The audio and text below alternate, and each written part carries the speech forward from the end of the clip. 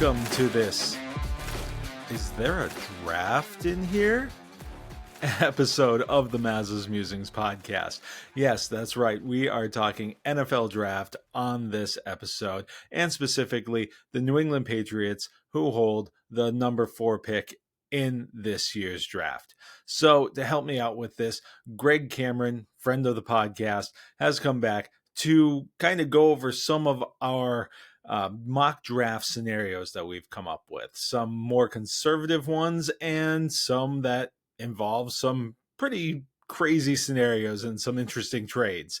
We'll also talk about some of our favorite players in this draft that maybe don't quite fit in with the Patriots' plans or where they're going to fall in this draft, but we really wish that they did. And of course, we're going to talk about our favorite sports names, our favorite football names in this draft. So it's going to be a fun episode. And you know what else is fun? Meghan's joke of the week. So here it is. All right. So you have a joke for us? Yes. Knock, knock. Who's there? Knock. Knock who? Knock, knock.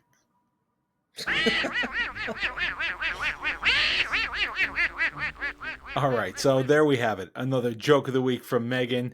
And we're going to head right into Greg Cameron now.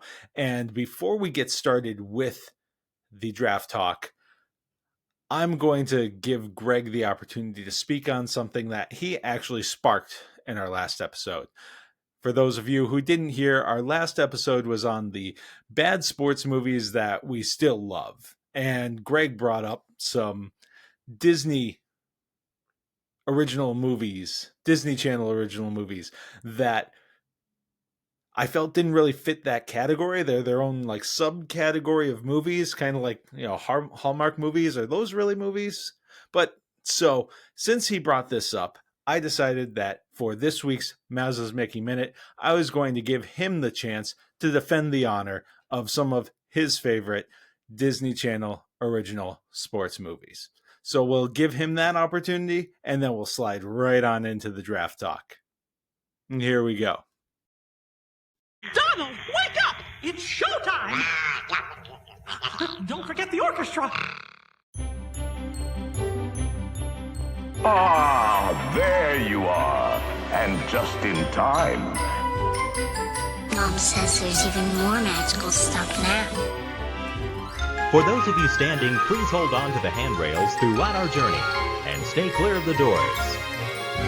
Hang on to them hats and glasses, because this here's the wildest ride in the wilderness. And here we go!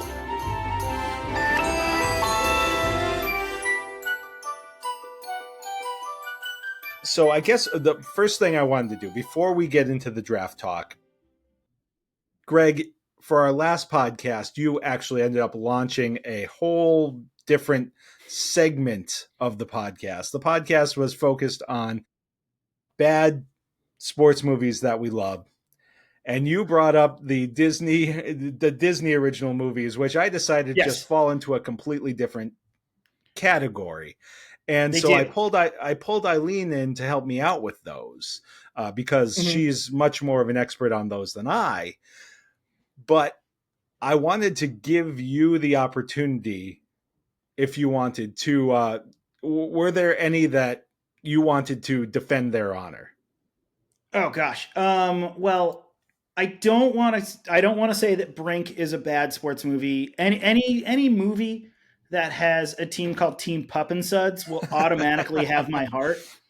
But Brink is a great one. I was thinking of, it's kind of this, I think, an underloved DCOM Disney Channel original movie for those in the know. One of the ones that I really love is a movie called Genius. And that stars kind of fairly big star now who was on Shameless about 10 plus years back, Emmy Rossum, as a figure skater who kind of falls in love with a kid who's one of those genius savant kids who was like a 12-year-old in college. And this kid is working on a nuclear reactor project at sort of a I assume it's probably the University of Chicago, something like that. And there's sort of some hockey elements. There's some figure skating elements to this movie, but absolutely as a sports movie, terrible sports movie. That's one that I love. There's Alley Cat Strike, which is a bowling movie. That's always a fun one. Eileen did talk about that. There's something about, the spin of the ball to pick up a 7-10 split or Yeah. So I want to say the main kid from Brink is in it. Granted, I have not memorized Eric Von Detten's IMDb page. I hate that that's a name that I just know and that I just have it you committed just pulled to out of the air. Look, man, under this hat is a brain that has a lot of dumb stuff, like Eric Von Detten's filmography, for instance. But like that's a weird one. There's a motocross one called Motocrossed that is an interesting one. There was also some discussion on Blue Sky a few weeks ago, and this was picked up by one of my favorite podcasts, the Shutdown Fullcast, which is college football and general nonsense. But the discussion was, what is a sports movie, or what is a non-sports sports movie? And so basically kind of the premise, like this was a discussion that was going around Blue Sky. And one of the examples that they had given, they'd given quite a few, including, Pride and Prejudice is a sports movie. You're reaching towards that goal. There's some competitive elements there. One of the others was every Tom Cruise movie is a sports movie. I mean, just the amount of running that man does in a movie, it's an athletic achievement. So I kind of wanted to give you that question. Is there a movie that you love that isn't a sports movie, but certainly has that sports movie structure? Oh, boy. Right off the bat, kind of putting me on the spot. It's hard for me to come up with off this. That's a great question. And I wish that I had a good answer for you, like right off the bat here, but I'm not that quick on my toes, and so I don't want to fill this live stream with dead air. So, Yeah. But if something comes to me as we're talking, I may just like end up blurting something out in the middle, Totally like round fine. 4. Totally fine. If we're ending up, talking about Dylan Sampson from the University of Tennessee or something, and then you just go, "Oh my God, it's Rogue One," and then like if I just hear you just shout like Rogue One, I'll just be like, "Okay, great, got it. We're back to the beginning." It's not really it's not really a sports movie, though. I guess it's got that competitive element. But a movie that just came to mind was there's a Bobby Fischer movie with Lawrence Fishburne. Oh yeah. And there were like these two opposing coaches, that like I forget who played, but basically it was the conventional coach, and then the Lawrence Fishburne character was this guy who played speed chess in the park, and so it was like Yeah. so there was this Yeah. whole. So in terms of like a competitive movie that that has some of those sports elements to it, I would say that would be one that maybe would fit that bill. Was it called Finding Bobby Fischer? Or Searching for Bobby Fischer? Searching for Bobby Fischer. Yeah, something like that. But it was the movie wasn't about Bobby Fischer. It was about this kid who was like a chess phenom. But anyway, so that would be my guess. Well, I will leave it up to you whether or not watching any of these movies is a good decision or a bad decision. But something that's always a good decision is using We Do Travel Right for your Disney vacations. We Do Travel Right has that concierge level service. You get the one-on-one service of an agent, plus the use of the dining team. And really, they just help you with all of the ins and outs of your Disney vacation so that you can just like relax, let them handle all the reservations and all the headaches while you can just enjoy having fun on your vacation. And the best part about We Do Travel Rights services is they are absolutely free. Yes, you don't pay We Do Travel Right anything extra, whether you are going to Disney or if you're taking a trip to Universal or going on a cruise or going to an all-inclusive resort. Those places build the use of an agent into their pricing.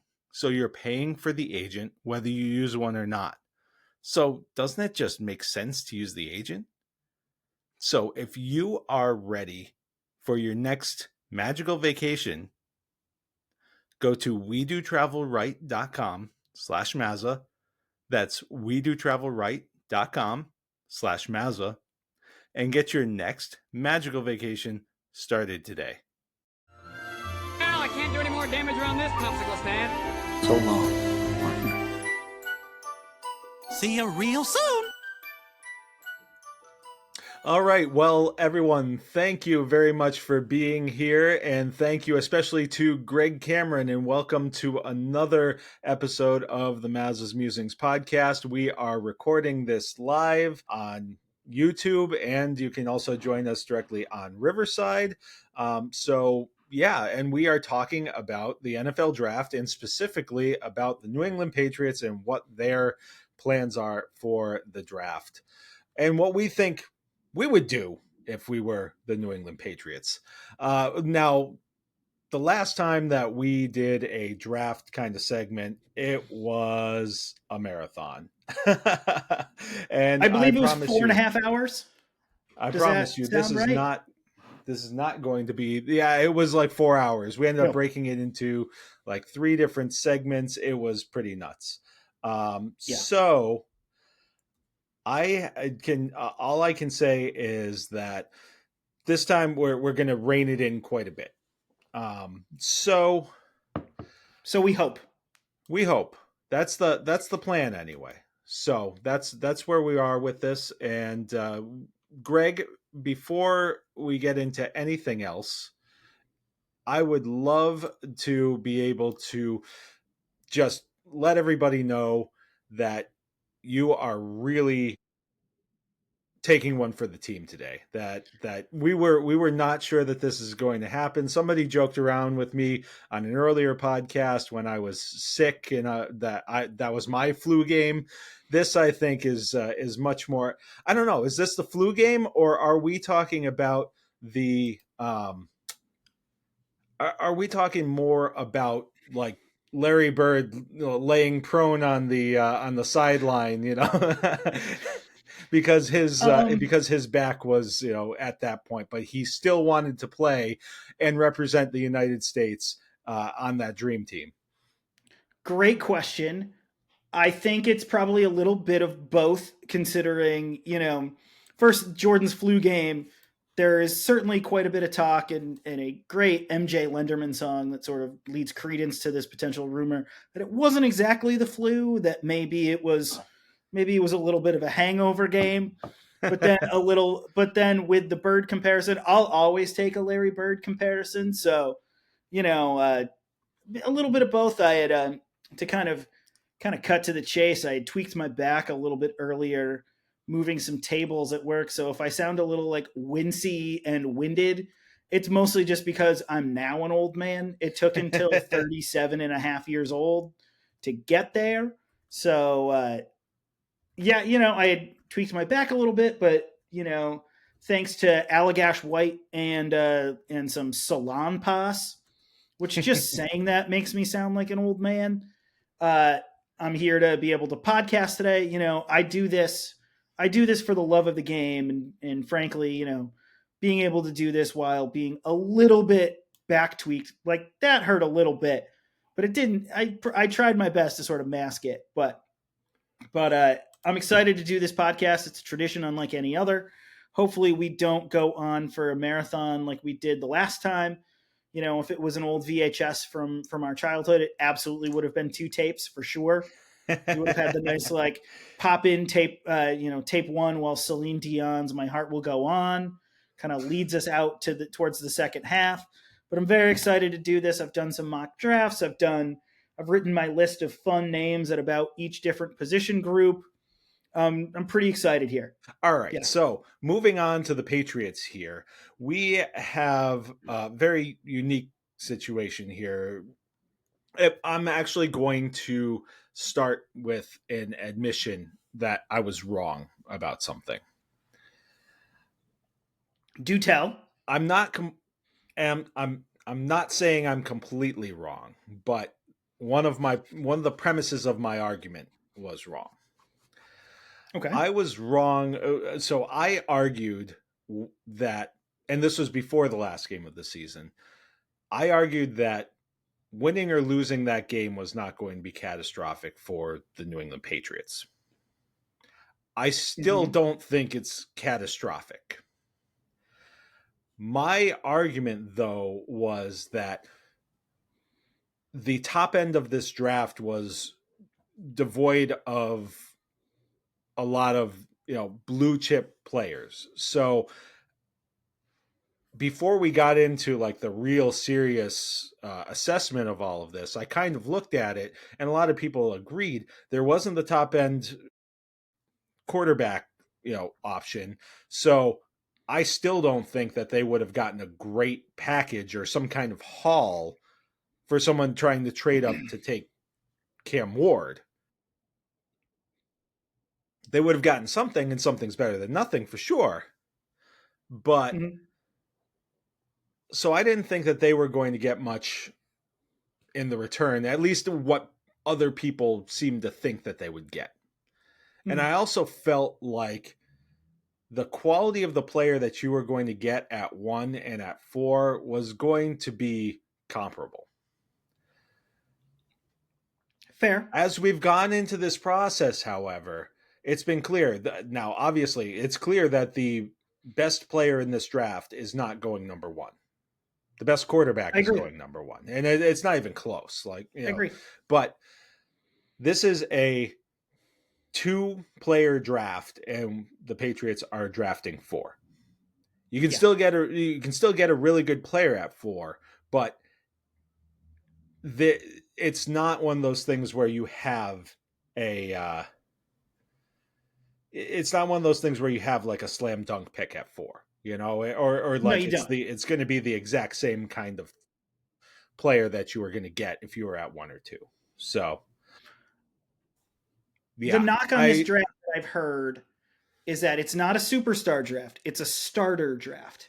Right. Exactly. And I think if you're picking 4, that no one's going to be happy with what you do at 4. I think there are great options at 4, but they're not necessarily knock your socks off kind of options.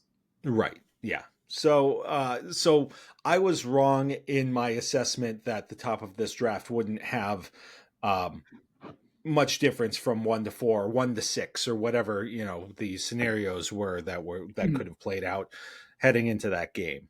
So I was wrong on that. I still think the premise that they were going to get some kind of haul. We always kind of overvalue these things, obviously, and we won't get into this, but a lot of us, whether it's us as fans or people in the media, thought that Joe Milton was worth more, and we saw what they got for Joe Milton. That's a conversation I'm not willing to have today, because at the end of the day, we're talking about a backup quarterback. So, that's where I am with that. We actually have let's see if I can find it here. Do we have a question from the chat? I'm trying to see if I can get there. I don't know. It's telling me that I have a new chat message. There's a thing in the live stream chat. Oh, it says yes. We have we have. It says the Pats will get to address their biggest need at least. Now that interesting point, Pop. Interesting. Yes, that is. I'm not sure which one it is, but I know from the logo there that is. Those are my friends, Brian and/or Matt from the Pop Culture Chats with Ryan and Matt podcast. Great listen. Lots of movie talk, lots of sports talk. They just had an NBA episode that was a lot of fun. So Shout out to you guys. Thanks Thank for you, fellas. chiming in. You could also, people can argue about what the Patriots' biggest need is as well. Are you talking receiver? Are you talking tackle? Are you talking edge? Yeah. So, I have Are you my talking opinions on that. linebacker? Oh, A it's Matt. sneaky Hi, need Matt. for this team is hi, Matt. A sneaky need, potentially linebacker. Yeah.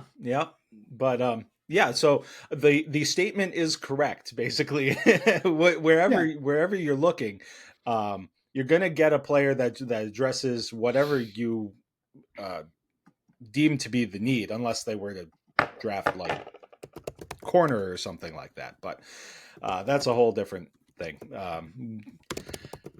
So how do we want to do this? Do we want to just go like right into our mock drafts, or did you want to talk about your philosophy heading into these drafts? I mean, yeah, I can tell you. So I did a couple of drafts. I mean, I've been doing them a bunch to a point that, I should have counted since the season ended how many that I've done. I'm sure it's dozens and dozens. But the kind of the latest few that I liked, I did two. There are two that I really like, just based on two different schools of thought. I did one that was the stay and pick at 4, and then I did one that was trade back. I believe I traded back with the Chicago Bears. I know I did something to kind of help the Chicago Bears, which, I get it. I get it. They're a franchise, certainly in my house, that does get quite a bit of love. For those of you who don't know, my wife grew up in the Chicago area and still holding strong that Hallis Hall will reclaim glory at some point. And so I did a trade back with the Bears in one, and I did a stick and pick at 4 for another that I liked. And I think a lot of the players that I like in this draft are players that are kind of in sort of day 2, early day 3, that are just sort of fun players that I think, again, this is a draft that is a starter draft. These are guys who are going to eventually play for you. Maybe there are going to be some surprisingly great guys. Maybe there aren't. But what I really like, I think, about the kind of the idea of this draft is that there are so many solid players that you can find in weird places and in weird points of the draft.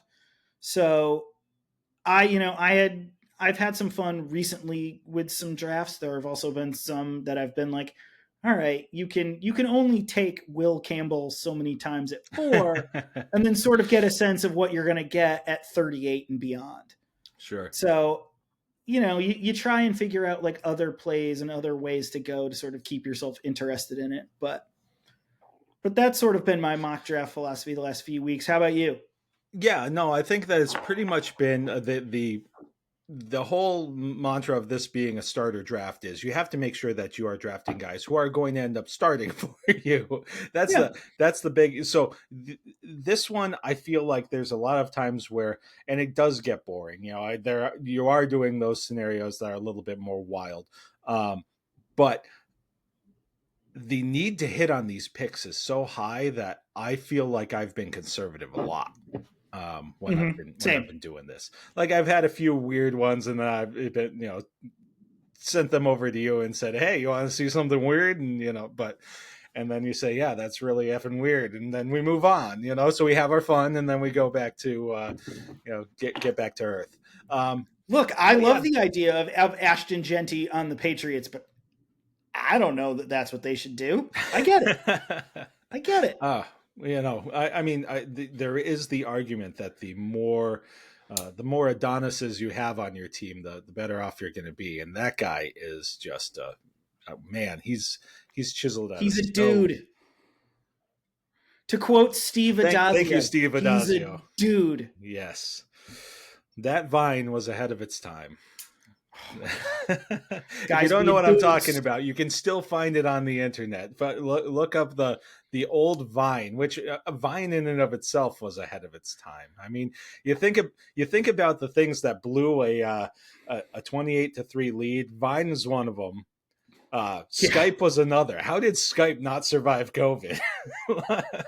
How did Skype lose that lead to Zoom? Oh man, Zoom came out of nowhere. I get it. Yeah. So anyway, we're getting off the rails here a little early to be getting off the rails. So we're Can going to you get folks right see how into we this. did one of these in 4 hours?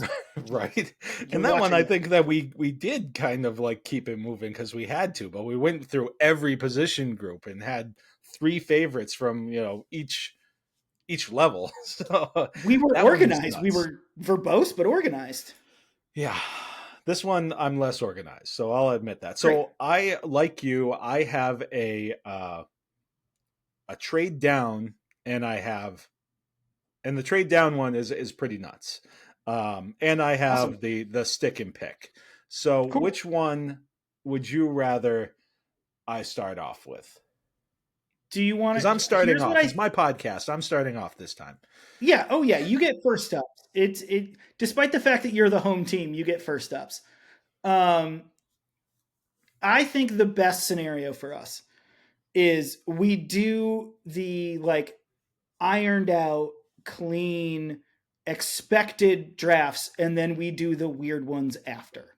Sounds good. That All sounds in character for us. Yeah. All right. So let's get this thing started. It's my favorite.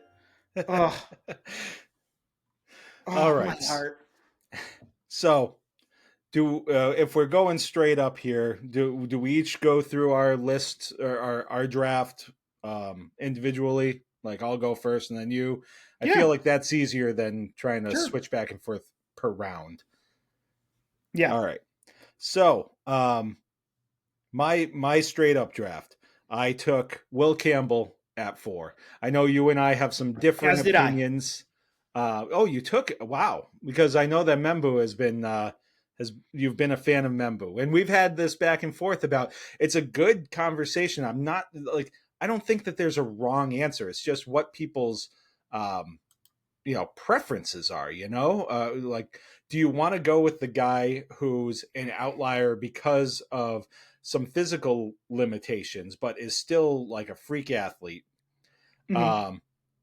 Or do you go with the guy who has the physical tools, but you're asking him to change positions, So, and like I said, I don't think that there's a right or wrong answer, so to speak. There are warts in both cases, and the sample size. Now, this is the argument to trade down, I suppose, if you can find a candidate, is the sample size of guys who have been successful, like at a high level, in either of those categories. At left tackle is not. Neither list is long. Yeah. So, but yeah, so we both took Will Campbell. All right. So I pretty much had you penciled in for Membu, but and I love Armand Membu. He's big, he's solid, he's a smart guy, high football character guy. I think if you're going to attack your needs and you attack tackle first at 4, pick kind of has to be the guy who played in the toughest league against the toughest edge rushers and comported himself well against that level of competition. You kind of have to take the top guy in that conference, despite the fact that Membu is probably the second best guy in that conference at tackle. Yeah. That right. And it does, it does come down to really experience as far as I'm concerned. There's going to be a far less of a learning curve for, at least in terms of like the mechanics of the position for Will Campbell. Yeah. And he's a guy, his arms didn't suddenly get shorter. He's been playing with those arms, forever. Yeah. So I had Will Campbell at 4. At 38. Have you seen the video of him squatting like 600 pounds and like winking to the camera. Yeah. It's sort of one of these where like I didn't think he had a personality, but then I saw that and I was like, oh, all right, cool. He gets it. I have always thought that this is a guy who has some personality. Ever since he did that press conference, or not even a press conference, but he was talking to the press and he was talking about the difference between being a lineman and like being like an edge rusher. And, you know, you get a sack a game and you're a Hall of Famer. You give up a sack a game and you're terrible. You know, you're working at Target or whatever he said, you know, and it was just like, he's exuding a lot of the things that I think, you know, when we were talking about the hiring of Mike Vrabel, you were big on the culture aspect. And if that holds true with what, you know, people have been saying about Mike Vrabel, then he's a character pick too. Now, you know, you're not picking at 4 for character, but it's a nice selling point. And that's not to say that Membu's not a good character guy, but I've just seen more of that, I think, publicly from Will Campbell. All right, so next at 38, I took Jalen Noel. Now, early on in this process, I was big on Higgins, the other receiver, especially after he ran faster than you'd expect. Yeah. But then I just keep thinking, this is a guy who can stretch the field up the seam, you know, from the slot. He's not your typical like twitchy, quick but not fast slot. This guy, you know, this guy can take the top off the defense. He's basically, in a lot of ways, it's a bad comparison because of, you know, who this guy was, but like he can take the top off from the slot in a similar manner to like what Chris Hogan used to do, but he'll be able to do it at a much higher level, presumably. Yeah. And also, you know, just running the short and intermediate routes, but you have to respect the fact that he can go deep on you as well. And I think with McDaniels, and his use of the slot over the years, he fits better. I know this team still doesn't have like that big physical X, and that's why I was in love with Higgins at first. But the more and more that I've thought about it and listened to what other people have had to say about Jalen Noel, and I believe he was one of their 30 visits as well for the Patriots. That I'm going with Noel. Or Noel. Excuse me, it's pronounced Noel. So when I said that this was a clean draft that I had done, I kind of lied to you. So I traded 38 to trade back into the first. Oh, okay. I made a deal with the Los Angeles Chargers. I called up old khaki pants Harbaugh over there, and I traded them 38, 77, and 144 for 22. Okay. And at 22, I took Matthew Golden, wide receiver, Texas. For a lot of the same reasons you took Jalen Noel. For a speedster, a burner that can, in the middle of the formation, can give the Patriots a guy who can be a touchdown maker, you know, when he gets the ball and be able to use that speed. Yeah. We talked a lot about Isaiah Bond early on in this process, and his legal troubles aside, I always thought Golden was the better receiver of the two anyway. So to be able to kind of move back into the first round, to be able to get a pretty good wide receiver at 22, I made the move. The Chargers, you know, they're a Harbaugh team, so I'm sure at 38 they probably took, you know, Josh Connerly or somebody like that. So Josh Connerly's not gritty enough as a. He's not gritty enough for Harbaugh. He's a little too West Coast for Harbaugh. Yeah. He needs somebody who's gonna call a landscaper a lawnsman. Like Harbaugh used that term once. I think we've talked about this, that the Big Ten coaches did a thing. This is a really fun, dumb aside that I love talking every time it comes up. that the Big Ten coaches did a thing of like, if football doesn't exist, what are you doing for a job? And Harbaugh looks straight to camera like I'm about to now. A lawnsman. It's a word that I don't think makes sense or exists. So the lawnsman made a trade with me so I could get Matthew Golden at 22. What'd you do? And you did Noel at 38. So where are we going? Noel at 38. So now I'm going down to 69. And I took Ozzie Trapillo, tackle, Boston College. He figures to be more of a right tackle. So there's your right tackle of the future. I know that we've talked about this is a starter draft, but this is an investment in your starting quarterback, for going forward. And let's face it, you've got an aging right tackle who probably runs the risk of not playing all 17 games. Mm-hmm. So you're looking at what? You're hoping that Caden Wallace is healthy and can figure it out, because he did neither of those things his first year. And I try not to criticize people for injuries because injuries are injuries, but he did not. It's hard once you've gotten off on that bad foot, literally and figuratively. Yeah, exactly. So Ozzie Trapillo, eventual right tackle for the Patriots. I will tell you how my board. I also drafted Trapillo, but I drafted him at 106. Just how the board fell. That he fell to me at 106, so I took him at 106. I've seen him falling further, and there were a couple of these where I was just like, guys, in previous drafts that I had done using what I used, they were falling further than what I've seen a lot of the quote unquote experts picking them at. So I tried to be a little bit more realistic with this. Like, there were a couple where like Noel and Higgins were both going like at the bottom of the third round. And I don't think either of them are crazy talent. So with my picks too, I tried to be as realistic as I thought based on what people, like I probably could have gotten Trapillo later had I waited. Sure.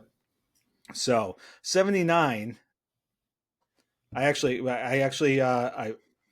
had 77 and the Houston Texans called and offered me 79 and 166 for 77 and 2026 seventh rounder. So I traded with them. I traded back 2 spots, and I ended up drafting Barrett Carter, the linebacker from Clemson. I think he kind of fits the mold of the linebacker that they're going for. He's rangy. He's a little bit smaller than but he's a good coverage guy who, when he gets downhill, also can provide some thump. So I think that he's fitting that mold. I did, a lot of times I was trying to think, do they draft an actual thumper? Like there have been drafts like we've talked about, like trading back into the first round if Jihad Campbell. Last name's escaping me. Thank you, Campbell. Jeez, Campbell. Jihad Campbell is available there, at the end of the first round, and he's a bigger guy. He's athletic, but he's more of like I think is Jamie Collins a good comp in terms of like physical makeup of size and athleticism? Not necessarily the same player, but that blend of size and athleticism. But Barrett Carter seems to fit what they're going for. And a high character guy, high football IQ guy. Like that just sounds like the exact kind of player that Vrabel loves. A guy who loves the game and is a good person. As we talked in the last podcast that we did about how they're bringing in good people. Yeah. And this was before we had talked about the Stephon Diggs thing. who I don't think will be a problem ultimately. I think they kind of need somebody who's been around for these wide receivers to get a sense of, oh, this is what a top wide receiver at some point in their career is like. But I love Barrett Carter. Barrett Carter was on my list of like 3 guys at each position that I had done in case we wanted to go the Boston Marathon route, a couple days before the actual marathon. But he just seems like a guy that he screams a Vrabel guy to me. High football IQ guy, high character, just a good guy who's a good player. I love the pick of Barrett Carter. All right, so the next one, I had 106. I took Jack Sawyer, the edge from Ohio State. He just feels like he feels like he fits this system, culture. I mean, he just feels like a Mike Vrabel guy. It just seems dare I say he a dude. It almost makes too much sense, I think, you know? So then jumping down to 144, I took our guy, Dylan Sampson, the running back from Tennessee. Now, this was one of those that I was like, okay, he's there at 144. I'm going to take him. I don't think he's going to make it that far, that far down. But some of these too, I'm just the player is kind of representative of this is where they might be looking to draft that position as well. So if it isn't Dylan Sampson, maybe it's the kid from Central Florida or something like that. RJ Harvey. Yeah. Who would be more of that scat back, pass catcher out of the backfield. But again, we're talking about McDaniel's offense, which has always kind of had that. Mm. And you can't say, you have a guy on the roster right now who can catch the ball out of the backfield, but you wouldn't call him a scat back in any way. No, not at that size. No way. So 166, another guy who just feels like he feels like he's a Mike Vrabel kind of guy, captain, high motor kind of guy. And I think that he's going to be he has the potential to be an underrated, like a master of tackles. And that's Jack Kaiser, linebacker from Notre Dame. I think that he is a little bit overlooked here because I think that Notre Dame, outside of a couple positions, generally gets kind of overlooked in the draft. But you saw the level of competition that he played against this year, and the level that he played at in some of the biggest games, and I think that it spoke to what some of us who watch a lot of Notre Dame football have seen right along. 171. We got to address a long-term interior line. Mm-hmm. So I took Jake Majors, the center out of Texas. Now I picked him. I picked him because he's a little safer, but McLaughlin out of Ohio State, I'd also be cool with that around this range. He's coming off of injury, but this is the kind of range where you can throw those darts, So that's again, this pick is more kind of representative of, what I think they might do in this situation. So whether it's Majors or McLaughlin or something like that, some kind of you need a long-term center. I don't think it's on the roster right now. No. Unless you're really sold on Cole Strange. And if you're really sold on Cole Strange, then you wouldn't have hit the free agent market to bring in a guy to start for you this year. Yeah. All right. I at 171, I'd see. Well, the other thing is the Bradbury of it, but also, would it shock you if the center of the future is Ben Brown? Yes. I wouldn't be shocked by it. Really? Yes. I think that Ben Brown was a nice story and he filled in well for a couple of weeks, but then once teams kind of figured out what you could do with Ben Brown looked like a guy who I mean, he held his own. He was fine. Like Yeah. he's a serviceable center. Like he's a guy that's not bad to have on your roster. I don't think he's a long-term option as in terms of starting for you though. Mhm. I will tell you, I have one other offensive lineman in this draft that I've taken as part of this one. But at 171, I took running back Jaden Blue from Texas. Just a burner. Just an absolute speedy burner, kind of scat back quality type of guy. But I think they're absolutely coming away with a running back in this draft. I think we're hitting At a lot least of the one. same positions of like at least one. Yeah. And I think, I mean, because they've interviewed a handful. They did 30 visits with Harvey, with Sampson, with, I think they met with Bayshell Tootin from Virginia Tech. It's who on had my the names list, by the way. on mine too, or was on mine, but then I want to just give a shout to Dane Brugler from The Athletic and for his publication of The Beast. Yes. The Beast is a cheat code for the name game. I just want to let you know. All right. But yeah, like Jaden Blue is one of those guys who intrigues me. You know, he's just, and especially there were certain guys that I like in this draft who I didn't go with because I forget if it was at the owners' meetings or if it was more recently, but Robert Kraft specifically mentioned speed back as one of the needs or one of the things that he hoped that they came away with. Speed back. So, you know, that you're looking at certain guys, you know, like when it comes to that. You know, there are some other good running backs in this draft. It's a pretty good running back draft.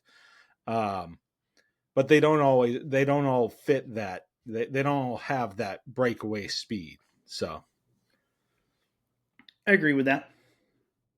okay, so then I'm getting into my last picks here. 220, I took Curtis Rourke, quarterback from Indiana. You know, he's a look. He's going to be a 7th round pick. So you know, make that what you will. He's not. He's got some physical tools and everything like that. But really, what it comes down to is this team's not going to go into camp with 2 quarterbacks. They're not. Like most of the time, even in you know early on, McDaniels likes to have 4. So you burn a 7th round pick and you see what you have, you know, in Rourke, and maybe he's a guy who you end up stashing on your practice squad or something like that, you know. And then I took another running back at 238, 328. That would be a long draft. At 238, Jaquavius Marks, who is he's basically, his job is to catch the ball out of the backfield. You know, that's his job. Catch the ball out of the backfield. So that rounds out mine. So just to review, Will Campbell at 4, Jalen Noel at 38, Ozzie Trapillo at 69, Barrett Carter at 79 after a trade, Jack Sawyer at 106, Dylan Sampson at 144, Jack Kaiser at 166, Jake Majors, or you know, center interior lineman, you know, du jour at 171, Curtis Rourke at 220, and Jaquavius Marks at 238. Okay, my final 2 picks at 220. I took tight end out of Syracuse, Oronde Gadsden II. Let Again, me tell you, it was a weird board. I saw that guy when they came to BC. That was a BC game that Eileen and I went to. The one BC game that we went to this year. Eileen being a Boston College graduate. I of course wore my Notre Dame hat just to piss everybody off. I was wearing a Eileen got me a very nice Boston College shirt, so I always wear that because I'm a good husband. But he caught in that game just this crazy, like super athletic touchdown that was just like, oh, like, you know, it was one of those eyebrow raising things. And he's an interesting player because he is kind of that tweener. You know, he started out as a wide receiver, then they moved him to tight end. Where does he fit? Is he kind of like that? Man, I'm terrible with names today. The tight end, the tight end who's not a tight end, who they use as a big slot in Buffalo. I could say all that, but I can't come up with his Knox. name. No, Kincaid, Dalton Kincaid. I had a 50-50 shot like there. Dalton Kincaid like never lines up, you know, on the line, you know, but he's a tight end. So is it that kind of thing? You know, he's not fast enough to really play wide receiver, especially with his body type. You know, so where does he play? Interesting player. Like from a physical tools, very very intriguing. But I just wonder where he fits in. He's someone that I think that McDaniels could have some fun with. And McDaniels loves a guy who like I think of the Jack Nicholson line from The Departed of, "What could I use you for?" And like he sort of just like he loves guys who are just sort of like balls of clay that he can kind of mold into something. I kind of feel that way about a similar guy, kind of similar to Gadsden, that they already have in Jaheim Bell.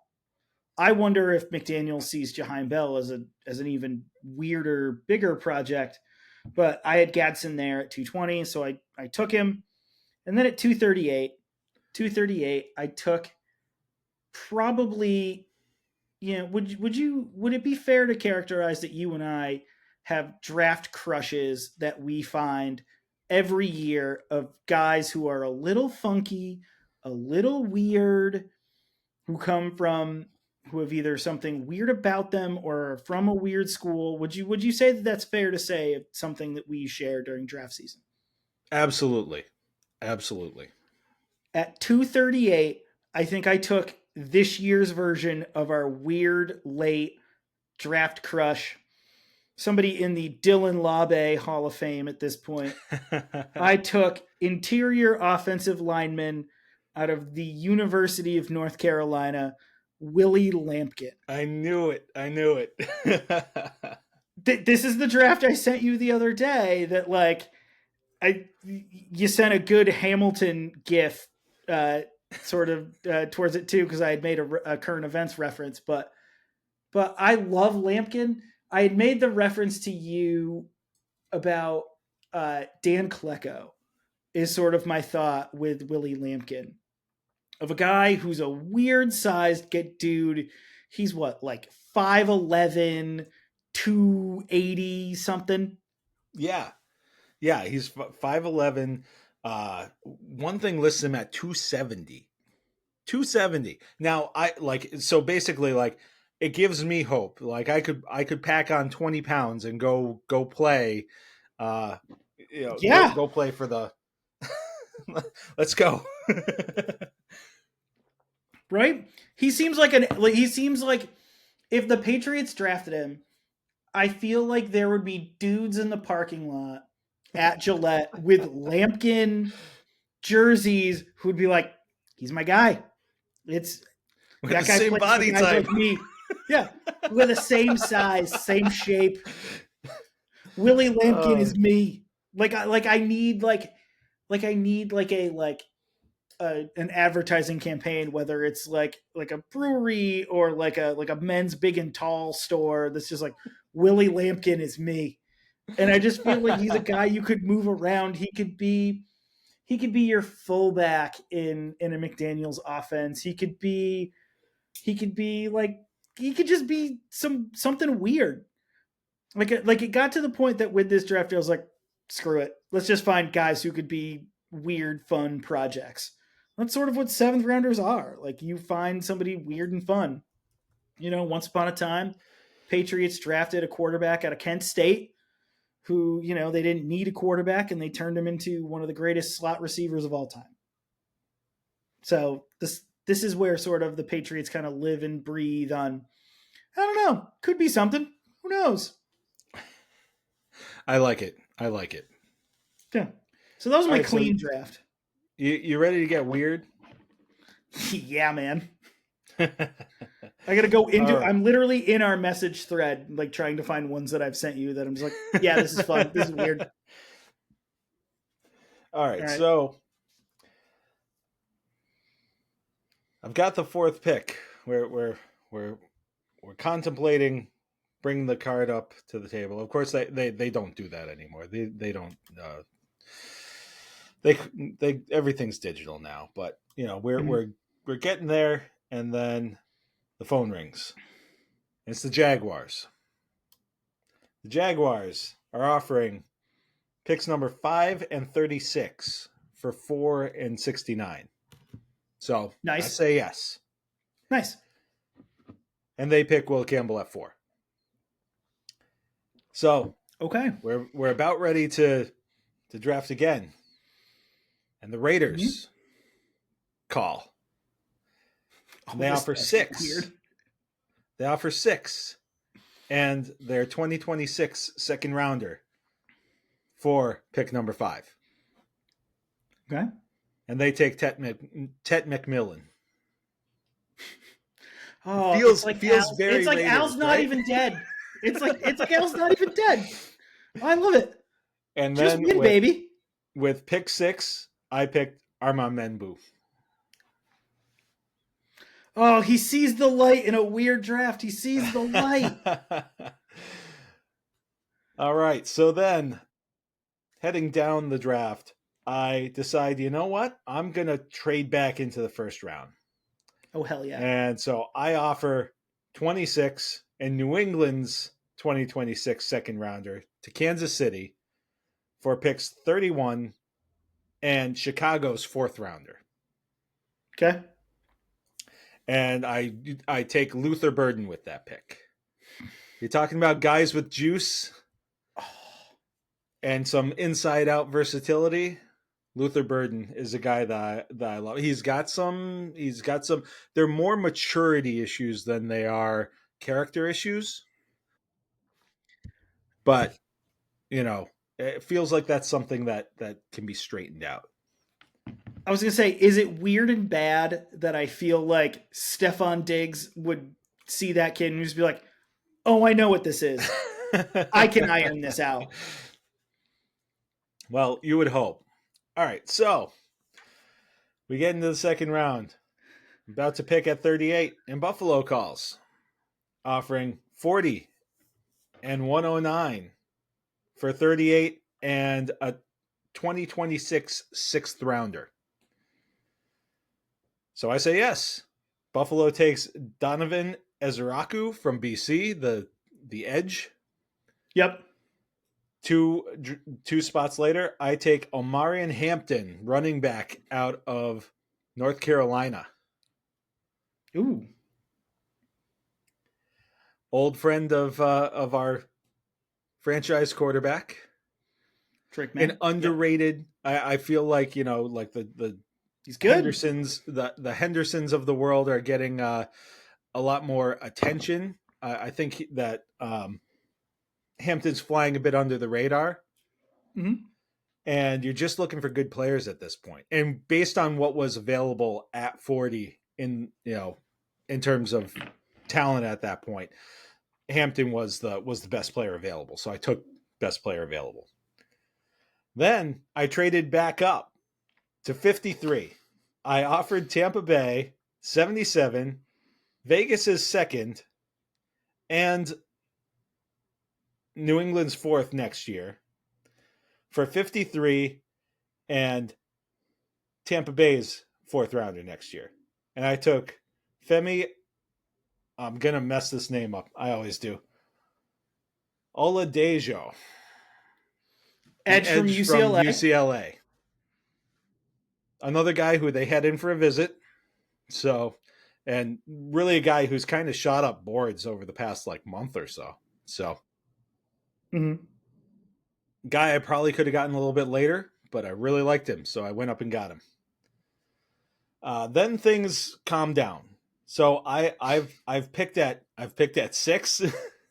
I picked at 40. I picked at 53. Oh, and I picked at 31. So basically, I picked 4 times between the 6th pick and the 53rd pick. Okay. Then there's a break. I take Charles Grant, the lineman from William and Mary, at 106. Small school guy that I love in this draft, by the way. I got with the 109 that I got from Buffalo in the Buffalo trade. I took Jack Sawyer. Mm-hmm. At 144, I took R.J. Harvey, the running back from UCF, who we talked about. Mm-hmm. 177, took Jack Kaiser. At 220, I just couldn't resist taking a tight end from Iowa. So I took Luke, is it Lachey? I'm going to say Lachey. But tight end from Iowa at 220. And then I took Curtis Rourke, quarterback, Indiana, at 238.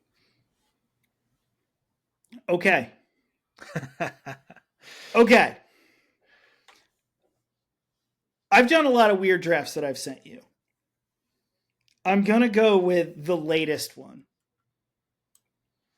So, beautiful. I'm sitting at 4. You know what? I just don't like what's in front of me. So I get a call here from Ryan Poles with the Chicago Bears, and he goes, Greg, it's time to make a trade. We want to trade up. We want to be able to get Ashton Genty. He's going to be our guy with Caleb Williams. What can we give you for 4? Well, Ryan, you can give me number 10. You can give me number 39. And you can give me pick number 95. So we make that deal. He also gives me the 2026 Kansas City third that they got for Joe Tooney. And I say, Ryan, have a pleasure. A pleasure doing business with you. So at 10, I take a guy who I think Mike Vrabel wishes this team didn't suck as much as they did last year, because he absolutely would have taken this guy at about 10. And that's Jalen Walker, linebacker from Georgia, who is, I've heard, compared to as a guy with Jamie Collins's athleticism at Dante Hightower's size. Does that not just sound like a weird toolsy guy that the Patriots traditionally and with Vrabel would just love to have? It does. It sounds like a guy who, in a certain unrealistic NFL draft movie, may have gone first overall. He feels very Vontae Mack no matter what. All right, R.I.P. Chadwick Boseman. He's just a guy in this draft that I like. I just like Jalen Walker, and to be able to draft him like at 10. He just seems like one of those guys that would just be like, all right, this is the next great linebacker the New England Patriots have. He's a guy you can move him all over. Yeah. And like I've read kind of his like scouting reports that like he reads like a guy that Vrabel and Terrell Williams would be like, oh, I can use him somewhere. So I take Walker at 10. At 38, I take Josh Connerly Jr., offensive tackle from Oregon, who's another guy that I like in this draft. And then I have 39. I do not trade it. I keep it. And I take Mason Taylor, tight end from Louisiana State. Jason Taylor's kid, who had a really clean, really awesome combine. I also think there's no way in hell he's there at 39. I think someone's going to get nuts in the first round and take him. Like I could see doing it. I could see the Los Angeles Rams doing it.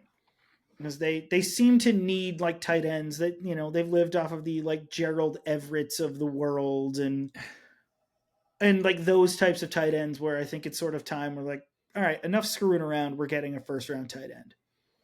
And Mason Taylor would be that guy. At pick 69, I take Kyle Williams, wide receiver from Washington State, speedy guy who filled up the stat sheet like crazy for the Cougs the last couple of years. Kind of more of a smaller sort of burner type. But at 69, I took him to kind of take the wide receiver pick there. And then at 95 that I took from the Bears, I took Jordan Birch, edge from Oregon. I had made another trade at some point in this draft. I don't remember. I might have like the trade with the Bears might have just been a big weird one. I did not keep track of what I gave up or what I gave. When I sent it to you, it just had the little like, here's what you picked. So I took Jordan Birch, edge from Oregon.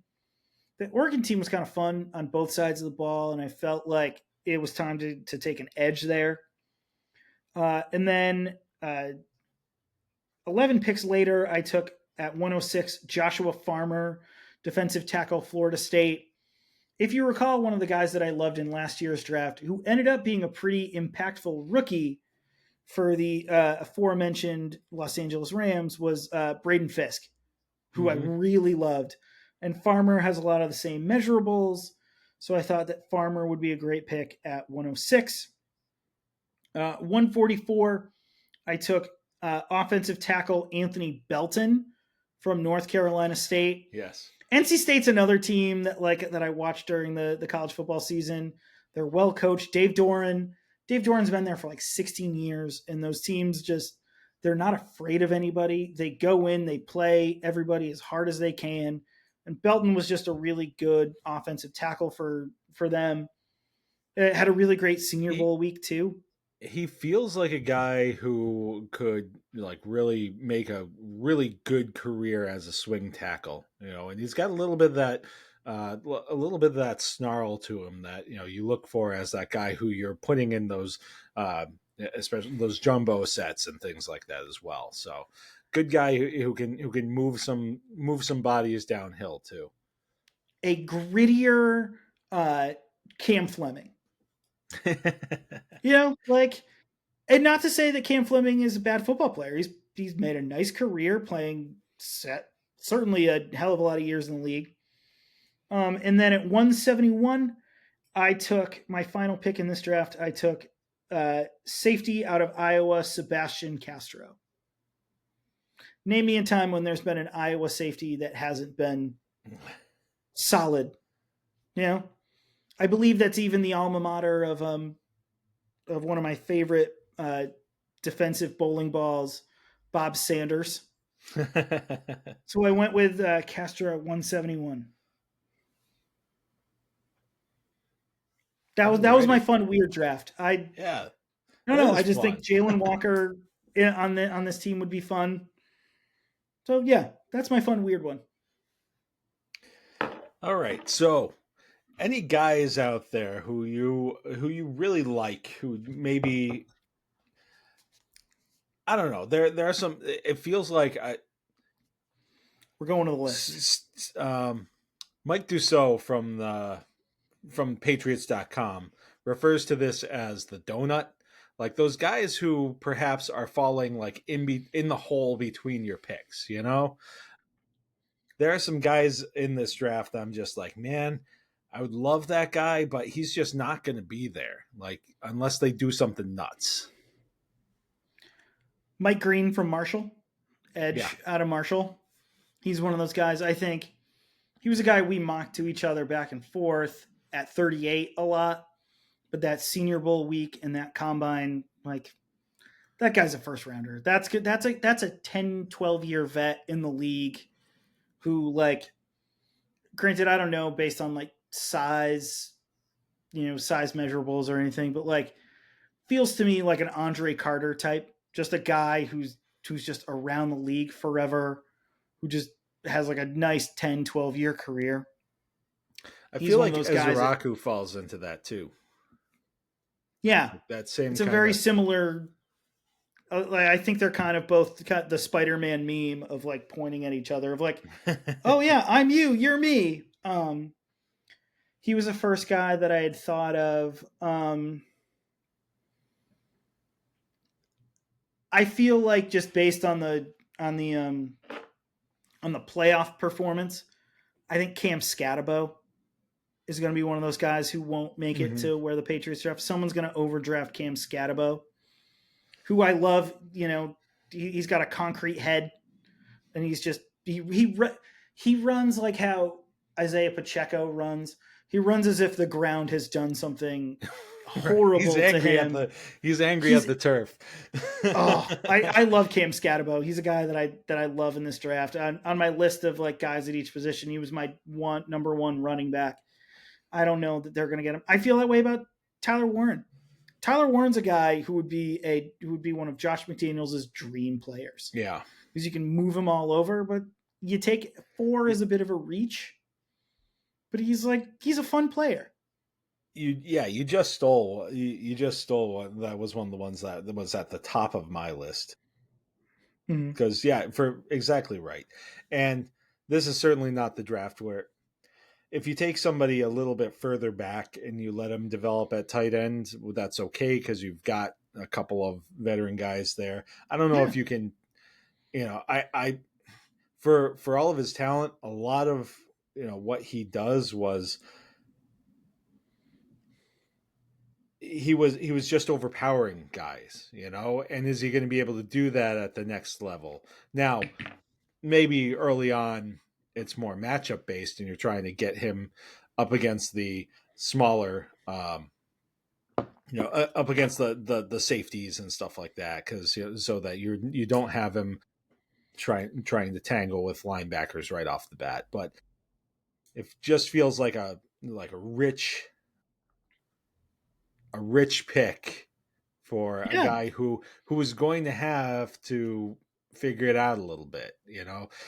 He's not Gronk. Now, nobody knew that Gronk was Gronk when the Patriots drafted him either, but he's not going to be able to bully guys in the NFL the way that he did some in college. I think that he's got the tools to adapt his game to be a really, really good weapon for a team, but I think that is going to take time. And the Patriots just don't have that luxury. I don't think. They need to make these picks count with guys who are filling more immediate needs. He's the performance part in the car. Right now, you're still trying to install the exhaust system.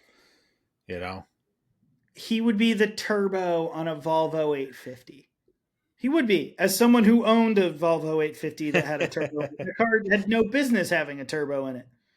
But he's like the hood ornament, and that isn't to say that he's a bad football player, but on this team, he would be a bit of a decoration piece. Yeah. Another guy that I like, and I don't think that the Patriots are going to be in any position to take him. He's kind of a forgotten man a little bit because I feel like we've been talking about him in draft talk forever. Is Torrey Horton out of Colorado State? Yeah. Obviously this year was not a great. This year did not go great for him. So I think that he's going to fall like in that donut, so to speak. But he's a guy who just he's a good route runner. He's a guy who's got some special teams experience and can do some, contribute as a returner. I think he's bigger than him, but kind of similar in terms of like the smoothness that like a Kendrick Bourne has, Now Kendrick Bourne's issue is he doesn't necessarily pay attention to what his route is supposed to be. So he looks smooth while he's doing it, but when he cuts it off at 7 yards instead of 9, it looks good until the ball's over his head. But anyway, that's a separate conversation. So he's one of those guys who I think falls into that. That would be a nice, like, down the draft piece for them to pick, but it's just not going to be there for him. I also think about like a guy like Dante Thornton, who's just like one of those athletic freak kind of guys. I mean, I kind of think of Cordarrelle Patterson. Like you don't know what he is. Just get the ball in his hands and see what he does. But those are both guys that I don't think that they're going to be, they're going to be in a position to take. And they're not guys that I think that you'd make a move to go get either. There's some team is going to be like, oh, hey, this guy's here. That works. I like him, and they're going to end up with probably, I would say between the two, Thornton's more of the wild card. I think that whoever ends up with Horton's going to be happy with getting a good, solid NFL player, provided he can stay healthy. Yeah. I'm a little surprised there's a name that you didn't put in, and that's Xavier Watts, safety out of Notre Dame. Yeah. Because he seems like a tweener between the first and second, and I don't know that the Patriots are going to take a safety at 38. Yeah, well, right, and I don't think they have room in that room. I as it is, I'm looking at who they've got in that room, and it's just like, okay, are you looking at Epps being that, that occasional center fielder, because depending on how they play, they may not need that guy all the time. Or of course, if they run it like Vrabel used to run it, they need a Baird or someone who plays out there in center field all the time. So, but yeah, I don't think that that's a really good one. I hadn't thought of that, because he's been I came to grips with the fact that they weren't, because early on I was mocking him. I shared several mocks where he was, but then I had the come to Jesus moment where I realized that he was not in the cards for the Patriots. I went through the different stages of grief, and thank you. I had actually built up mental walls and to protect myself emotionally, and now they've come tumbling down. And well, I blame you for the state that I'm going to be in from now until the end of the NFL draft now, or at least the first two rounds, because he's not going to fall beyond the second round. I don't think. He didn't test great, but he didn't. I think he's one of those guys who his play speed and his instincts make up for a lot of what doesn't exist on the track. I will give you one more on the defensive side of the ball, and that's Walter Nolan, defensive tackle from Ole Miss. That's a good one. He just seems like he's gonna be a first rounder.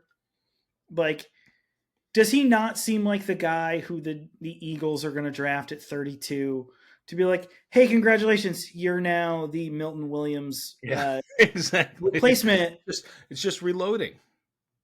Yeah. He seems like just a guy that Howie Roseman would just be like, cool, awesome, come on over.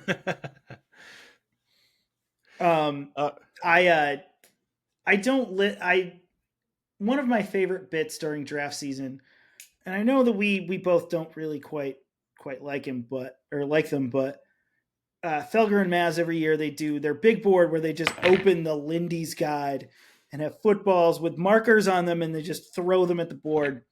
And last night's was like defensive ends and defensive tackles, and Walter Nolan came up as one of them.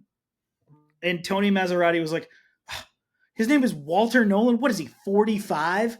And then they read the scouting report, and he goes, my God, I love him.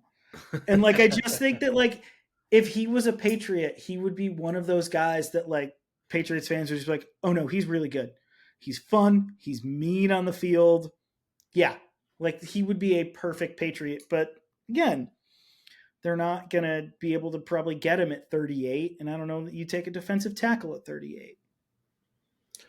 Well, I think that one thing that really muddies the Patriots in terms of the defensive line is just the uncertainty with Christian Barmore. You know, it kind of looms over everything. Like, do you take a guy because you don't want to pin yourself to hope, and then you have this weird rotation if he if Barmore's fine? Well, I think that based on that was something that's a pick that you make if you don't have the needs if he's not available. Patriots have. And I mean, the Patriots have lots of needs because they are picking at 4. So, all right. So let's get into some names here. All right. Of course, last year when we did this, we were sure to honor the legendary sports columnist from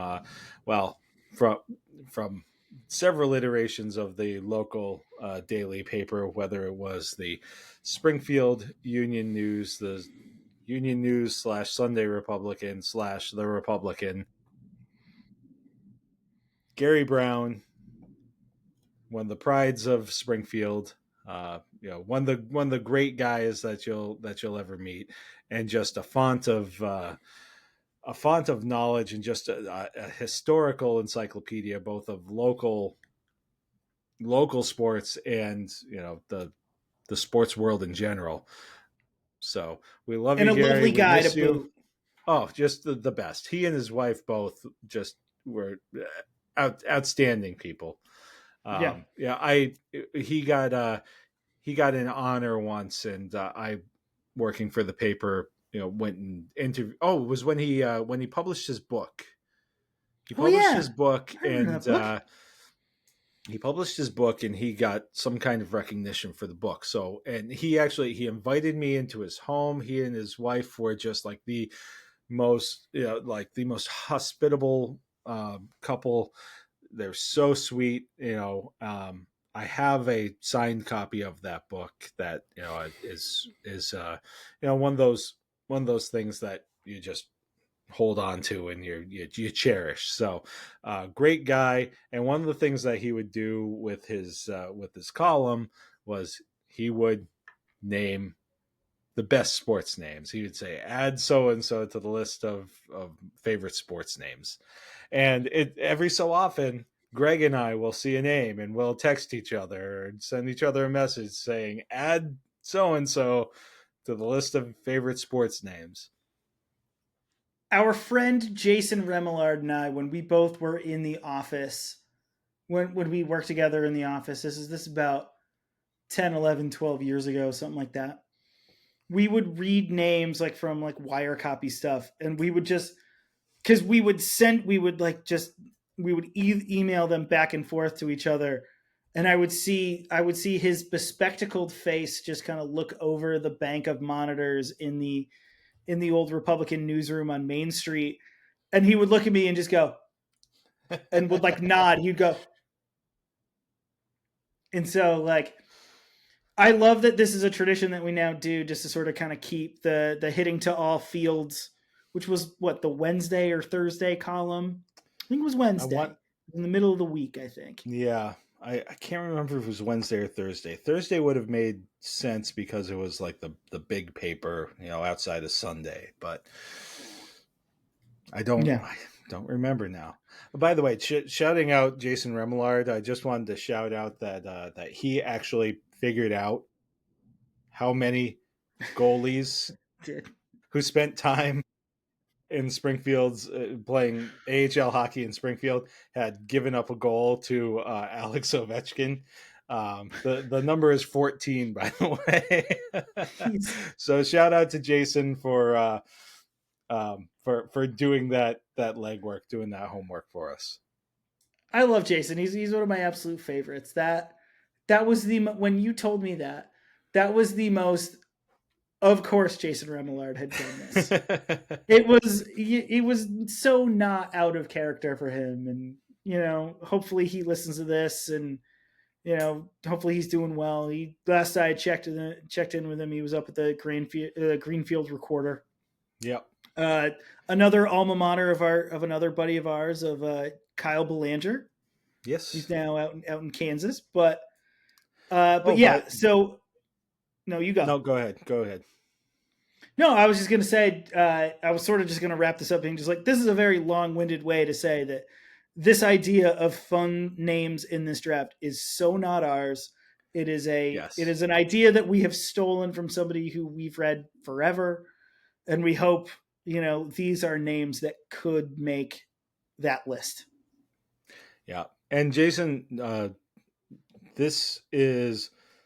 it's been 7 years since he left the Republican, and I think on top of everything else, the NASCAR fans in this area really miss having Jason writing about NASCAR, and honestly, that's certainly a love of his, and something that you need some really specialized knowledge for, I think, to do it well, and something that he did really, really well. So. Anyway, we're running long, so wow, we're running long. There's a shock. Matt should have said something to us in the chat. He should have tried to keep us on task here. He might be asleep at this point. But yeah, so let's get into some names. Who go ahead. Well, I'll let you start this since I started the draft. So all right, I will give. So I did this not knowing what we were going to do. I did them. So I did what I prepared last year of doing 3 at each position group, and then a fun name. Do you want me to just go position group, each name? Yeah, let's do that. Okay. At quarterback, I have a quarterback from the University of Tennessee, Martin, and that is Kincaid Dent. You stole mine. Did I really? No. Yes. Is part of why you love it the spelling of it? Yes. Yes. Yes. Absolutely. Okay. Kincaid Dent is spelled Kinked Dent. It just seems like Harvey Dent's like football throwing brother. So Kincaid Dent, UT Martin. Oh. I don't know if I'm disappointed or excited by the fact that we're already 1 for 1 on having the same thing. I mean, yeah. All right. At running back, I have a running back from Ole Miss, from the University of Mississippi, Ulysses Bentley IV. Just Ulysses Bentley IV just sounds like somebody who would have been, marooned on the capsizing of the SS Minnow, and would have been awash ashore with Marianne and Ginger and Gilligan and the skipper. So Ulysses Bentley IV is my fun running back name. So I'm just gonna go with mine. I'll bounce off of yours. So. Originally, I had Bashal Tootin, but I figured that you would have him. And somebody, I was listening to Tom Curran's podcast, and he had somebody on who was just like, who was calling him King Tootin. So, he's a good football player too. Like, he's got a fun name and he's good. Yeah, yep. So I picked another one from Central Arkansas, Shunderick Powell, and fun. It's SHU and then capital D, Derek with 2 R's, ICK, Powell, and Shunderick is one word, one name. Oh, beautiful, chef's kiss. At wide receiver, I have Moochie Dixon, wide receiver from Southern Methodist University. That's a good one. That is a good one. Not enough Gucci's. So I had from Pittsburgh, Kanata Mumpfield. Oh, fun. Yeah, he's Mumpfield's just fun to say and fun to like visually fun. right. Yep. I don't think he's gonna get drafted though. The senior, the 5'11" senior who ran a 4.59, probably not on many draft big boards. But maybe he's a fun UFL guy who gets a shot somewhere else. I did have another one for wide receivers. The kid out of Arkansas,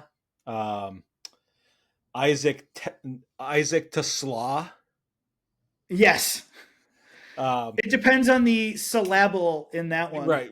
Yeah. Which the emphasis on which syllable. Yes. Yes. But that was another one that I liked because, it was like, that seems to be the consensus because it is the AA at the end. So you're kind of Tesla. Exactly. You're drawing out the ah, but yeah. So that was the runner up for me there.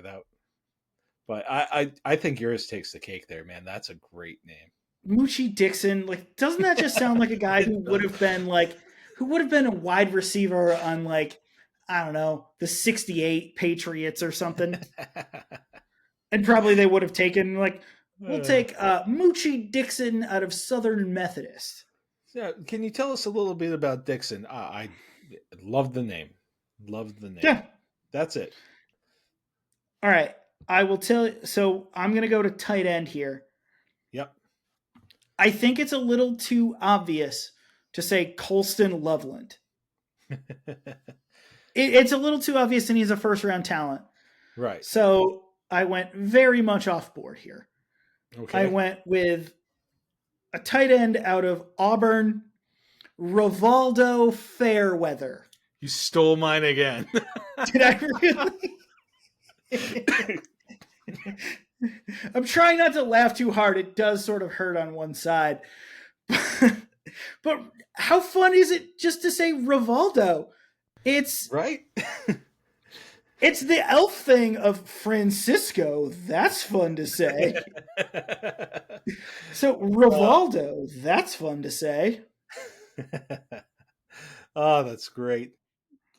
There's some good names, especially for tight ends. Moliki Matavayo. UCLA, correct? Yeah, that's a good one. That's a good one. Let me go back into the beast here. Hold on. I'm pulling it back up. We've got, I think last year one of the ones that I pulled out was Gavin Bartholomew, which just sounds like, a character from a Jane Austen novel. Yeah, and he's back in the draft this year. He's out of Pitt. He was a guy who went back to school. All right, let's see for some fun ones. I'm looking here. Let's see here. Steve-O Klotz. Right. I don't know if it's Steve-O or Stevo, but either way, kind of great. Let me see if I can find one more weird, fun tight end name. I got one out of Syracuse. Maximilian Mang. That is a good one. That's awesome. All right. So I'm. Oh man. Way keep saying fun names. There's from the international program. Oh man, okay. I'm gonna butcher this name. I'm gonna try it, and I'm gonna try it phonetically, and I'm sure that it's wrong. This is the international program. Yeah. Australia. Laita Makadriki. Cool. Yeah. I can picture how it's spelled. Cool. He's in the beast. He's like 58 or so. Yeah, 58. 58. Okay, hold on. Let me go back to the beast. Again, shouts to Dane Brugler. No kidding. For the beast. I mean, national treasure. Laisha Mosadrik. Okay. Sure. I'm sure it sounds way more fun in an Australian accent. Oh yeah, absolutely. I will give one more as I'm looking in the Beast here for tight ends. Anthony Landfear. Landfear's a fun last name. I'm assuming it's Landfear. He's a kid out of Rhode Island. All right. Offensive tackle. Yes. Offensive tackle. So we talked about this before we came on here. And because, again, I'm a guest in your house here. I'm merely a house guest. I'm very much Jazzy Jeff to your Fresh Prince at this point. And one of them that I had seen you had not chosen, so I'd written down a second one. But do you want me to say them both? I should I say both of the ones? Okay. Go for it. The one that I thought that you would absolutely have caught is an offensive tackle out of UNLV named Tiger Shanks. That is a great one. Tiger Shanks, and then another tackle out of Delaware, Blaze Sparks. Wow. I feel like those would be two that Garry Brown would have seen and would have just been like, screw it, they're both going on the list. Oh, Tiger Shanks. That's a great one. That's a great Man. one. Yeah. And I thought Blaze Sparks is good. I like. Oh yeah. They're two words involving fire at the same point. Blaze Sparks, pretty good. I honestly didn't get for that far down the list. I found a Johnny Cornelius out of Oregon, and that one, that's a fun name. It's a fun Cornelius, fun to say. Yeah, exactly. All right. Interior offensive lineman.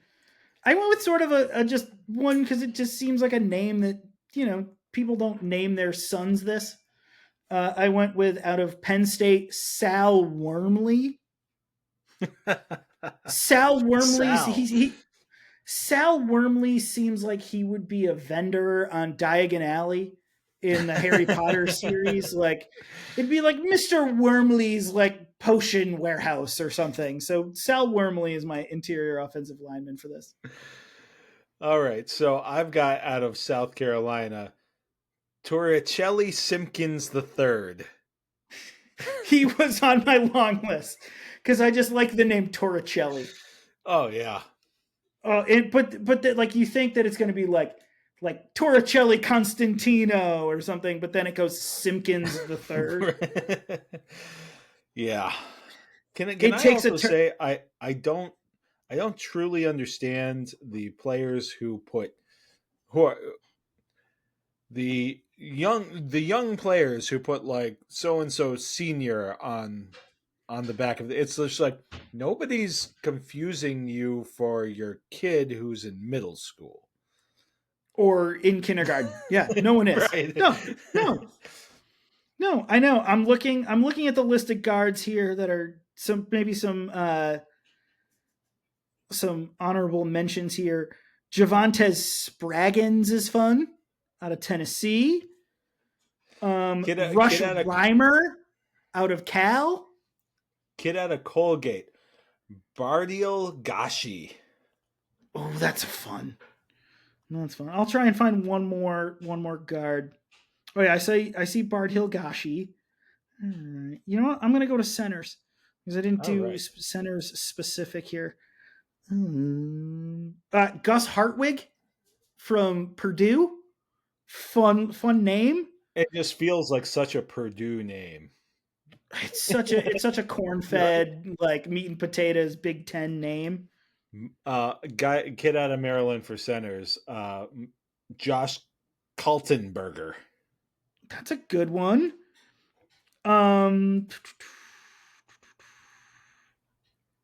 Let's see here. Let's find one that's fun. Northern Illinois. Logan Zerznitz. I saw that with the Z's. I was like, ooh, the Z's are fun. Yeah. I have one out of Central Michigan. Dominic Serapelia III. All right. No Very more colors. Italian. We have a winner. All right. So did you do edge or did you just do defensive line? I did edge. Yeah, I did edge and I did defensive tackles. So I did edge. My edge fun name was Bam Brema from Pitt. I like a good alliterative name. One. Yeah. Alliteration is always awesome. So always. I had as are anteaters. I had out of Georgia Chaz Chambliss. Oh, that's a good one. Chaz, you just don't see Chaz very much anymore. You don't. I like that we both didn't do Princely Humanimelian. Princely is great. Yeah. Let's see. I see Chaz Chambliss. I'm just checking this. Chico Bennett Jr. from UVA. You don't see many Chicos. Let's see. Nobody else I quite missed. We'll stay on the defensive line, I suppose. I did defensive tackle. The one that I chose was Nash Hutmacher, defensive tackle out of Nebraska. Yeah. He was on my short list. Okay. But then I saw also another guy out of Maryland, Tommy Akingbesote. Ooh, that's fun. I see him there at number 42. Let's see if there are some other. Also, Javari Ritzy is just a fun name. Like Ritzy is a really fun last name. Yeah, that's pretty good. Putting on the Ritzy. True Thompson, a defensive tackle from Jackson State, spelled TRU. That's kind of fun. All right. I think I might have missed a guy. And he's number 85 in the Beast at defensive tackle. He's a defensive tackle out of Boise State. His name is Herbert Gums.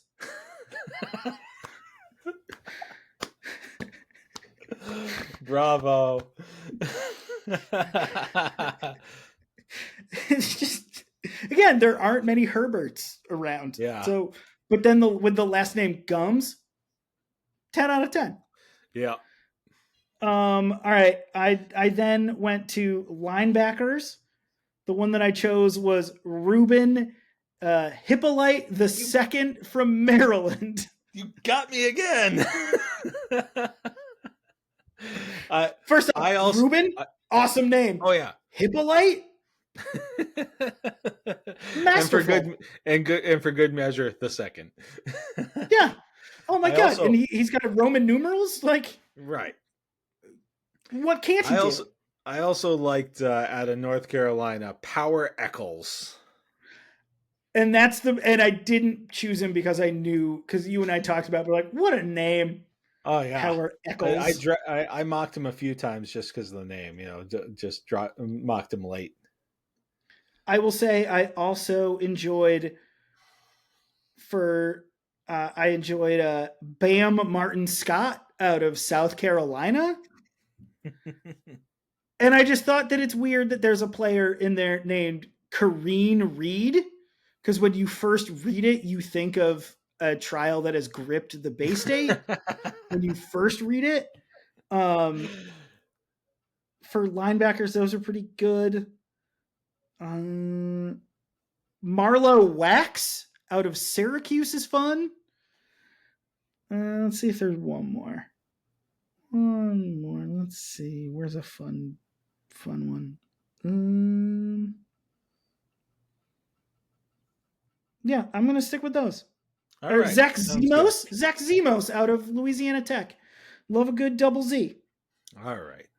I'm gonna jump into cornerbacks, and I'm gonna jump on this one. It's got to be the kid out of Kansas, Kobe Bryant. That's a good one. Oh my God, I have two, and Kobe Bryant's not one of them. Oh, all right. I have out of Western Kentucky, Upton Stout. And I have out of Rutgers, Robert Longerbeam. Nice. Just two fun ones. The other one that I had out of because I was convinced that you were going to take mine on that one. As South Carolina, O'Donnell Fortune. Oh, what a good one. O'Donnell Fortune's a fun one. I mean, anytime you either have two first names or two last names, I think that's that's a home.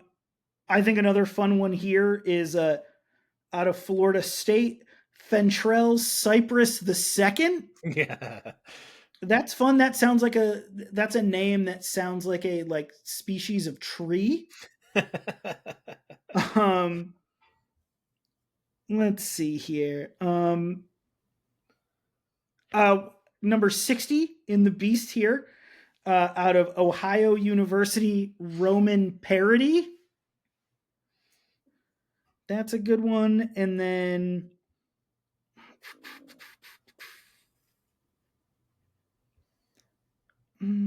all right.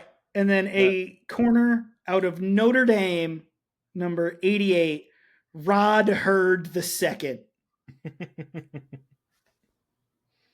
Not many rods left. So, Not many rods left. All right. Where are you going next? Let's stick with the corner or with the defensive back. So let's go safety. I have Major Burns from Louisiana State. It's a great name. I feel like I was a little too okay. So I'm gonna go with Kentucky, Zion Childress. That was my backup. That's a good one. There was also another major that I liked out of Carson Newman. If anybody can tell us where Carson Newman is, there was Major Williams. That was a good one. I mean, you can't. I mean, Shiloh Sanders is a fun one. I mean, how many Shilohs do you see these days? Not many. I recall reading the book Shiloh as a child. Broke my heart forever. That's a great one. I like that we're looking through this list. Like it's one of the best things about the draft. Oh, Flip Dixon, safety out of Rutgers. Alakai Gilman out of Utah, also in that same vicinity of the list. That's Max Hurlman, a safety out of Notre Dame. Hurlman is just a fun last name. Jalen Jimerson out of Sam Houston. Ooh, that's a good one. I have one out of Michigan State, Angelo Gross. I think of a great Joe Castiglione clip when Gabe Gross had come up in a game at one point, and he had said, "The right fielder is Gross. That's his name, not a judgment about him." And I just feel like it's spelled Grose, but I just think it's just so much fun. I like last names that are also like other words. It's fun. Kobe Savage out of Oregon's another one that's fun. Yeah. Kobe Savage. All right, so we are pushing 2 hours here. We are. So I did have one specialist each, kicker and punter. As far as punters go, Alex Mastromano. Ooh, fun. Mastromano out of Florida That's very State. good. It's very Italian. As far as kickers go, Dragon Kessick out of Minnesota.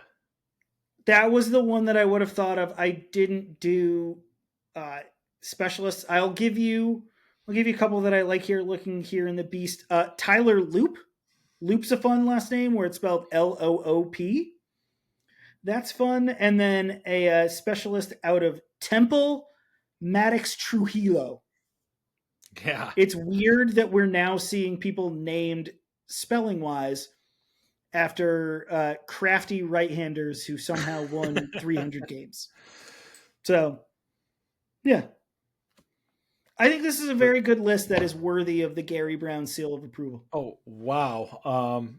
Now I'm not going to attempt to spell this. I just happened to scroll down. I didn't realize that long snappers were actually included in this list. Is this in the beat? Oh my god! Oh my god! I beach. didn't even go. Oh, this Kid from Colorado Mines. What, the College of the Mines in Colorado? Yes, in Golden, Colorado. I was just there. Right. If you want to take a stab at this, but it's Josh, and then probably the most Polish name I could ever come up with, WOJCIECHOWICZ. I'm going to say Wojciech. That's a great guess. Far better than I could come up with. A long snapper that I would like to give is Neeland Hibbett out of Alabama. That just sounds like an old money kind of name. I love it. Oh yeah, Neeland. Yeah. All right, this is all fun. right, sir. Yes, this was fun. We are pushing 2 hours, which I think is testing everybody's listening capacity, and certainly my wife's ability to stay up, because I just heard her go up to bed. So yeah. So yeah, this was a lot of fun. I appreciate. We'll have to do something after the draft to kind of recoup, and hopefully by that time the Red Sox have recuperated and figured out what they are. That's a whole different subject that we don't have the time to get into right now. But I appreciate it. And maybe by then the Bruins have a new coach. They're third in the calendar year. Yeah. Well, that seems almost inevitable because the changes aren't coming to the front office. So it won't. No. So with all that, but we're being positive here. We're being positive because this is going to be a great draft. The Patriots are going to fill some needs with some good starting caliber players and really lay the foundation. And then, once they've got this car put together, they'll be able to, to install the NOS and, get the custom paint job and that will be ready to roll. But are you saying they're going to be fast and furious? If you want to take it that way, go right ahead. Great. All right, sir. Thanks a lot. You have a good night. Thank you, Chris.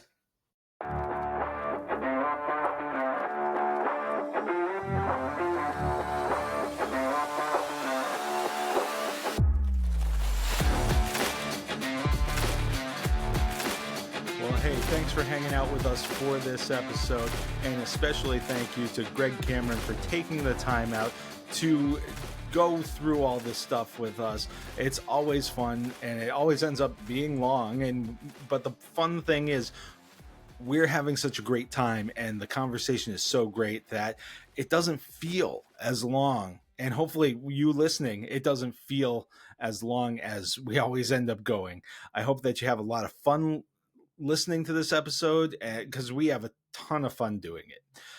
Thank you to everybody who listened to the live broadcast of this. We also had Matt chime in from the Pop Culture Chats with Ryan and Matt podcast, and so it was great to have them participate in this.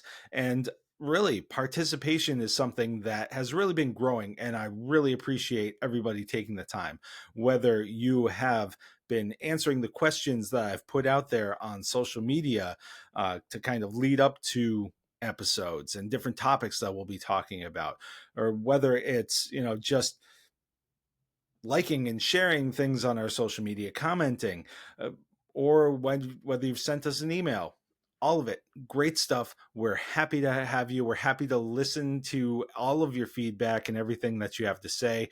Really appreciate you taking the time out to be a part of this community that we're trying to build. So If you want to include yourself in what we're doing at the Maza's Musings podcast, you can go to mazasmusings.wordpress.com. That's our website. And you can find out all kinds of information on the podcast, whether you're looking for past episodes or you're looking for contact information or a little bit more about me and what we're doing here with this podcast. You can find all that there. You can also, while you're there, subscribe to our newsletter, which will give you information on what's going on in upcoming episodes, what happened in past episodes that you may have missed.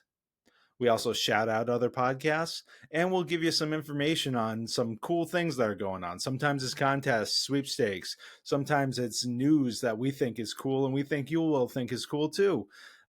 So all that stuff comes in your email inbox once a week.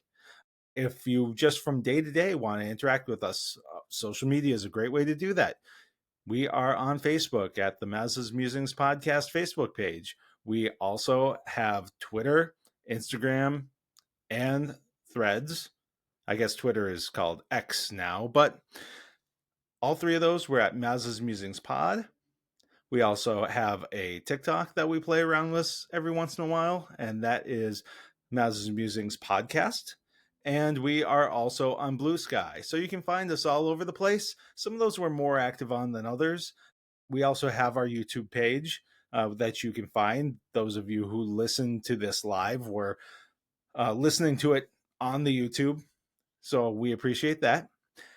And yeah, that's the best way. I mean, they're all great ways to get in contact with us, to interact, and to help spread the word of this podcast. Of course, word of mouth is the best way to spread the word, but sharing our social media, interacting with us does make us more visible to other people who might be interested. Something else that makes us more visible is likes and subscribes, and especially those reviews, whether it's a thumbs up or, different places do different things, whether it's the thumbs up, whether it's the 5 stars, whether it's leaving a review. Some of them actually let you make a comment right on that podcast service. I know Spotify does that. Good Pods does that as well. Want to give a shout out to everybody who is listening on Good Pods. Very flattered that we had gotten up to number 8 in the Indie Leisure podcasts in the monthly rankings. So that shows that there's some consistent listenership through that site and through that app. So thank you very much for that. Man, the next couple of weeks, we're still trying to figure out how everything's going to line up, but we're going to have some exciting stuff coming up. We're going to be talking with a couple of We Do Travel Right agents, actually, in a few weeks about Epic Universe at Universal Studios. So that'll be interesting to get some firsthand experiences from that. Very excited. And if you have any ideas for a podcast, let us know. We'd love to hear from you. You can email us at mazasmusings@gmail.com. You can find all of the different ways to get in contact with us on the website as well. And if you're looking for just one more way to support the podcast at a little bit higher level, we do have Buy Us a Blue Milk. Now, if you buy us a blue milk, it's just a small way to show your appreciation and help us with some of the small monetary costs that go into putting this podcast together. However you decide to interact with us and support us is very much appreciated. And as always, I hope you have a great weekend, a great Easter weekend for those who celebrate, and a great week.